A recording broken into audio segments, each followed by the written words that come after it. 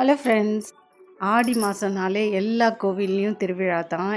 எங்கள் கோயிலில் பார்த்தீங்கன்னா வெள்ளிக்கிழமை அன்னைக்கு ஒரே நாளில் 3 விசேஷம். பார்த்தீங்கன்னா மதியானத்துக்கு கூழ் குடம் ப்ரிப்பேர் பண்ணி எடுத்துகிட்டு போனோம். ஒரு சில பேர் கஞ்சிலாம் வச்சு எடுத்துகிட்டு போவாங்க. அது கோயிலில் போய் வச்சுட்டு அது கூட அரிசி மாவும் வெள்ளையும் சேர்ந்து அந்த ஒரு மாதிரி புட்டு மாதிரி எடுத்துகிட்டு போவாங்க. தலையில் நான் தான் எடுத்துகிட்டு கோயில் வரைக்கும் எடுத்துகிட்டு போயிட்டு அங்கே எல்லாம் கூழ் குடம் வச்சு படைச்சதுக்கப்புறம் எல்லாருக்கும் கூழெல்லாம் கொடுப்பாங்க. கூழ் குடம் முடிஞ்சதுக்கப்புறம் பார்த்திங்கன்னா சாயந்தரம் ஒரு 6 மணிக்கு மேலே கும்பம் சோறு எடுத்துகிட்டு போவாங்க. நாங்கள் பார்த்திங்கன்னா கருவாட்டு குழம்பு, முட்டை, கீரைலாம் செஞ்சு எடுத்துகிட்டு போனோம். ஒவ்வொருத்தவங்களும் கறி, மீன், அப்படியும் ஆட்டுக்கறி குழம்பு இந்த மாதிரி நிறைய வெரைட்டியாக செஞ்சு எல்லாருமே பெரிய இலையில் அதை அப்படியே போட்டு பரப்பி அதுக்கப்புறம் படைச்சதுக்கப்புறமேட்டா எல்லாருக்கும் ஒரு ஒரு இதுவாக பிரசாதம் மாதிரி கொடுத்துடுவாங்க.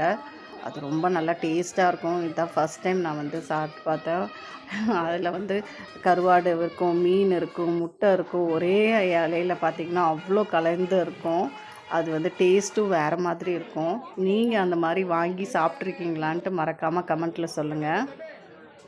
கும்பஞ்சோறெல்லாம் முடித்ததுக்கப்புறமேட்டா பார்த்திங்கன்னா வீட்டு வாசல்லாம் தெளித்து கோலம் போட்டு அப்புறம் பூ, பழம், தேங்காய் இதெல்லாம் மாலை இதெல்லாம் எல்லாம் ரெடி பண்ணி வச்சுட்டு பார்த்திங்கன்னா சாமி ஊர்வலத்துக்காக வெயிட் பண்ணிகிட்டு இருக்கோம். சாமி ஊர்வலம் பார்த்திங்கன்னா நல்லா பட்டாசு, வான வேடிக்கையோடு அப்படியே நல்லா டான்ஸ்லாம் எல்லாருமே அந்த சாமி வேஷம்லாம் போட்டுக்கிட்டு டான்ஸ் ஆடிக்கிட்டே வந்தாங்க.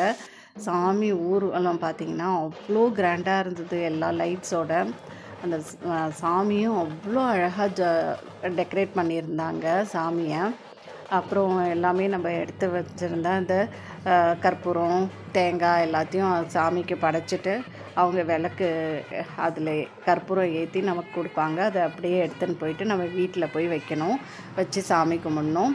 இப்படி தான் ஒரே நாளில் பார்த்திங்கன்னா 3 விசேஷமாக ஒன்று ஒன்றா செஞ்சுட்டு இருந்தோம். ரொம்பவே நல்லா இருந்துச்சு.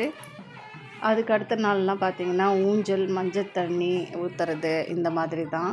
ஆடி மாதம்னாலே இது ஒரு ப்ரொசீஜராக கரெக்டாக வந்துடும். உங்கள் ஊரில் நீங்கள் கூழ் இல்லை கஞ்சியோ ஊற்றுனீங்களான்னுட்டு மறக்காமல் கமெண்ட்டில் சொல்லுங்கள். Thank you guys.